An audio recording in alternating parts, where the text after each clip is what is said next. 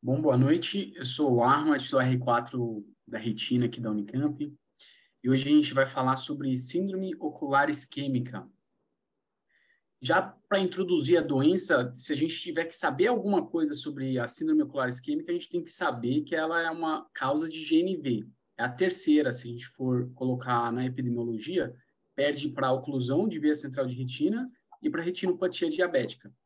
Só que uma característica que é muito peculiar à síndrome ocular isquêmica é que ela se apresenta como um GNV, um glaucoma neovascular, com uma pressão intraocular baixa, o que fala, o que contradiz, né, o fato de ter glaucoma. Isso ocorre devido a uma hipoperfusão do corpo ciliar. Só que eu tenho isso em mente, sempre que eu penso em síndrome ocular isquêmica, eu penso nisso daí. Mas a gente tem que saber que nem toda síndrome ocular isquêmica vai se apresentar com uma pressão intraocular baixa. Nessa referência que eu usei, ele relata que 70% dos pacientes tiveram uma pressão intraocular maior do que 25 milímetros. A síndrome ocular isquêmica é uma síndrome rara, composta por um conjunto de sinais e sintomas que a gente vai destrinchar durante a apresentação. Vai destrinchar o porquê que ela é rara, quais são os sinais, os sintomas que mais chamam a atenção, e ela ocorre devido a uma hipoperfusão ocular secundária à oclusão ou estenose severa da artéria carótida, comum ou interna, ipsilateral ao olho que vai sofrer a agressão, né? Essa hipoperfusão pode ser por uma placa de colesterol ou por uma estenose da artéria, secundária a uma doença inflamatória, como uma arterite, por exemplo. A gente vai ver mais para frente. Para a gente ter uma ideia da fisiopatogenia da doença, né, a gente precisa conhecer como que ocorre a vascularização ocular, que vem a partir da carótida interna, que dá ramo à artéria oftálmica, que vai surgir, que vai nutrir o olho como um todo. E essa doença ela é rara porque o olho, assim como o cérebro, tem um mecanismo de regulação e de circulação que, quando a gente tem uma oclusão na carótida, ele pode se beneficiar pela vascularização via artéria vertebral posterior, né, pelo polígono de Wilms. E isso trazer uma sangue ao olho, né, dificultando que o olho sofra por hipoperfusão. Isso torna a doença rara. Outra forma do olho se proteger, né, dessa isquemia é por meio de colaterais, que podem ocorrer também pela artéria temporal superficial, ramo da carótida externa, com a artéria oftálmica. Isso também protege o olho de uma hipoperfusão, como a gente pode ver nesse esquema aqui. Epidemiologicamente falando, ela comete mais homens do que mulheres, 2 para 1. A idade média de 65 anos, na maior parte das vezes é unilateral, mas em 20% pode ser bilateral. Para que ocorra a síndrome ocular isquêmica, precisa-se que a hipoperfusão atue por um longo período, que seja crônico. Não é uma estenose ou uma oclusão aguda da artéria carótida que vai levar a síndrome ocular isquêmica. A presença ou não de vasos colaterais também influencia se vai ou não ocorrer a síndrome ocular isquêmica, e o grau de estenose. O grau de estenose que a gente considera que leva à síndrome ocular isquêmica é maior ou igual a 90% de estenose da carótida. E a doença que está causando, né? Se é uma doença vascular, hipertensão, diabetes, doença vascular periférica, entre outras, né? Isso tudo vai definir a severidade das manifestações da síndrome ocular.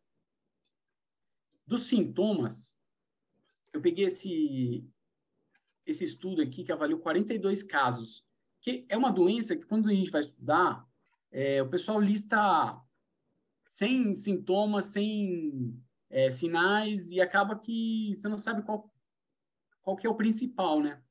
Nesse estudo aqui, foram 42 casos de síndrome ocular isquêmica, 6 pacientes tiveram sintomas oculares iniciais. 37 pacientes tinham sintomas oculares diversos, associados com sintomas sistêmicos. como cefaleia, entre outros que a gente vai dar uma olhada agora, mais para frente. E 35 tinham algum dos seguintes sintomas, né? Baixa visão, dor ocular e ou orbitária, que o pessoal pontuou como angina ocular, né? A gente não escuta falar muito disso. Se a gente for correlacionar com outra doença, por exemplo, como insuficiência cardíaca, às vezes o paciente tem alguns sinais, né, de angina, de oclusão, que vão levando à insuficiência cardíaca. No olho, é muito difícil o paciente chegar com um sintoma, porque angina ocular, o que seria angina ocular, por exemplo? Que sintoma é esse? É uma blefarite, então? Todo paciente que vier reclamando de uma coceira, vou suspeitar de angina ocular, por exemplo? É difícil pensar que o paciente vai vir com dor ocular, alguma coisa que oriente para suspeitar de síndrome ocular isquêmica nesse sentido. Normalmente, a gente vai suspeitar quando ele já vem com neovascularização de íris. Outro sintoma que foi relatado foi a amaurose fugares. Dos sintomas sistêmicos, 37 pacientes tinham, ou seja, quase 90% dos 42 ali. Era dor de cabeça, síncope, palpitações, hemiplegia e claudicação. E agora a parte que eu considero mais importante, porque eu acredito que a parte de sintomas é muito subjetiva e vai ajudar muito pouco a chegar na doença, né? Então, os sinais, para a gente, são a parte mais importante. E quando a gente vai ver a lista de sinais, a gente enfrenta essa lista aqui com alterações de segmento anterior, posterior, alterações orbitárias. E aqui eu vou citar alguns dos que eu já vi em ambulatório e na urgência. E se eu já vi com um curto período que eu tenho no oftalmo, quer dizer que eles têm uma frequência maior, uma incidência maior, né? Que seriam a injeção de vasos conjuntivais e episclerais, ifema espontâneo, rubeose íris e configurando um glaucoma neovascular e uma catarata, inclusive. A catarata mais raramente, né? Foi nesse paciente aqui que a gente viu no ambulatório, ele veio com essa catarata aqui e depois ele foi diagnosticado com arterite de Takayasu. A gente pode ver que os vasos episclerais, eles estão mais engurgitados e ele apresenta essa catarata. Além disso, ele tinha também neovascularização de íris. Essa imagem não é do paciente, mas só para representar, ele tinha neovascularização de íris e neovasos no ângulo. Do segmento posterior, a dilatação dos vasos da retina, hemorragias em média periferia. Chamam a atenção que eles têm essa localização de média periferia. Neovascularização de disco, hemorragia vítrea e uma retinopatia diabética assimétrica. Mais para frente, a gente vai conversar sobre alguns diferenciais, né? Que são a oclusão de veia central da retina e a retinopatia diabética. E uma forma de diferenciar um paciente com neovascularização de íris de ser diabético ou por síndrome ocular isquêmica é olhando o olho contralateral. Ao olhar o olho contralateral, a gente vai perceber que tem achados de diabetes, mas nesse olho ele não tem achados de diabetes. Seria uma retinopatia diabética assimétrica. Aqui tem uma imagem mostrando os aneurismas, né, e a dilatação vascular. Nessa daqui tem um microaneurisma. E nessa a gente percebe como há um preenchimento irregular dos vasos, nessa região aqui, ó. Um preenchimento irregular e neovasos de disco.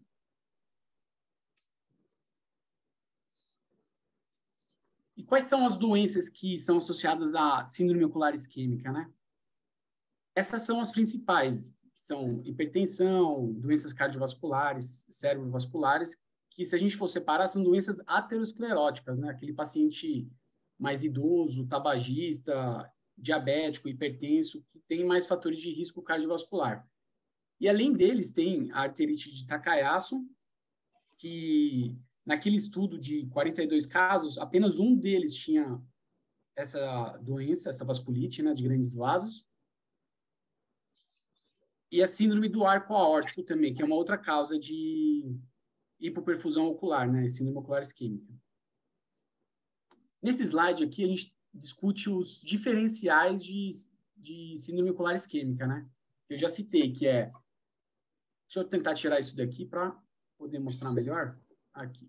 Que é a síndrome ocular isquêmica, oclusão de veia central da retina e retinopatia diabética. Esse é um slide que é bom a gente ter printado assim no celular, principalmente no início, né? Quando a gente ainda está aprendendo a fazer os diferenciais, para poder olhar sempre que tiver diante de um glaucoma neovascular, por exemplo.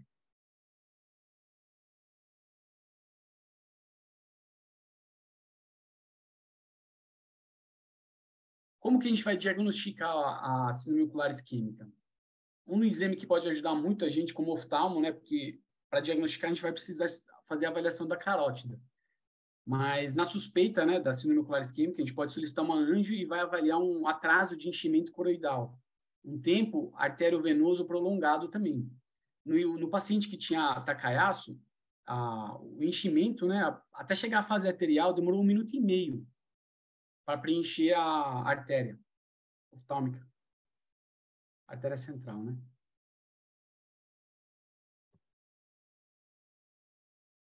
E a gente vai ter watershed zone, né, que é um preenchimento irregular da coroide. A gente percebe que a coroide mais temporal foi preenchida, enquanto que essa região peridiscal ainda não. Além da anjo, o eletroretinograma também pode nos ajudar, principalmente na diferenciação, né, entre uma oclusão de veia central da retina, que é um dos principais diferenciais, e a oclusão e a síndrome ocular isquêmica. No caso da síndrome ocular isquêmica, a gente tem uma redução da amplitude da onda A e B, que evidencia que tem alterações tanto de retina externa quanto da retina interna. Já na oclusão de veia central da retina, como a alteração ocorre mais na retina interna, a gente vai ter mais redução da onda B. E aqui tem esses dois gráficos mostrando essa diferença. E em relação ao quadro sistêmico, os exames que a gente pode solicitar que vão ajudar a gente a chegar ao diagnóstico. O principal e o mais fácil, o mais acessível, seria um Doppler de carótida. Ele tem uma sensibilidade alta e uma especificidade de 100%, assim, em relação, quando vai detectar oclusão de carótida. E ainda existe o Doppler colorido de vasos retrobulbares. Esse a gente tem menos acesso, mas é um exame que talvez o oftalmo conseguisse fazer mais para frente, se desenvolvesse mais ele. Outro exame importante é a angiorressonância e a angiotomografia, que tem uma alta sensibilidade e especificidade. Aqui a gente percebe a estenose, ó. Esse aqui é o paciente que eu citei anteriormente, que vem apresentando a catarata, né? E acabou com o diagnóstico de arterite de Takayasu. Percebam como tem como afina aqui a carótida interna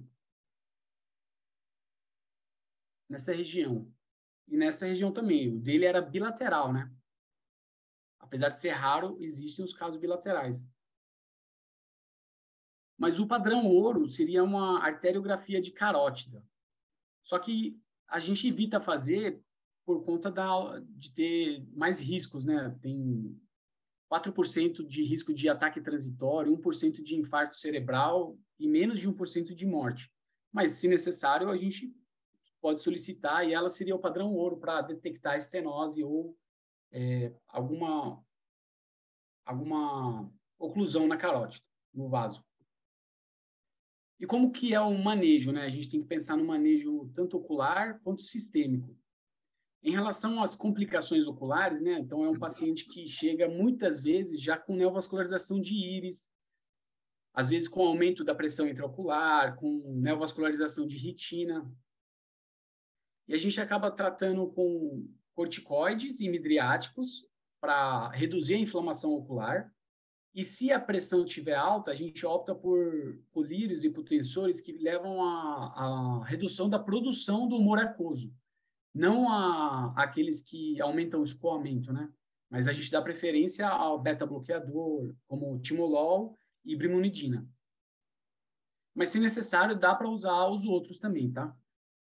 Não é contraindicado. Se a pressão estiver muito alta e não estiver reduzindo com esses colírios, pode ser optado por tratamento cirúrgico. Em relação ao GNV, a gente acaba tratando com panfoto, como a gente tem o hábito de tratar a neovascularização secundária à retinopatia diabética e a oclusão de via central da retina. Apesar disso, não ser o que vai realmente tratar o paciente. O que vai tratar o paciente vai ser a desobstrução daquela oclusão, né? E a reperfusão ocular. Certo? Aí, depois de tratar a parte ocular, a gente tem que investigar a causa, né? E encaminhar para o neurologista e para o clínico geral, para avaliar se o paciente tem indicação ou não de endarectomia de carótida, ou colocação de stent, ou cirurgia de bypass. Pela indicação da Academia Americana de Neurologia, eles acabam tratando os pacientes sintomáticos com estenose entre 50% e 99%, se risco de mortalidade menor que 6%. E pacientes assintomáticos, quando a estenose for de 60% a 99%, se o risco desse tratamento for menor do que 3%. Esses seriam os critérios deles para tratar o paciente. Às vezes, eu já vi paciente com estenose de 100% de carótida. Quando é 100%, a equipe da vascular muitas vezes não trata. Então, o paciente tem GNV, tem síndrome ocular isquêmica, mas ele não tem indicação de tratar a carótida dele, né? De hiperfundir.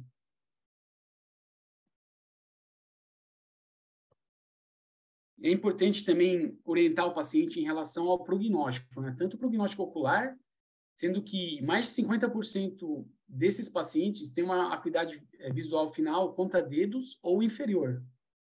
E mortalidade em 5 anos de 40%. E essa mortalidade muitas vezes é por infarto ou por AVC. Obrigado. A aula é curta, é só isso daí.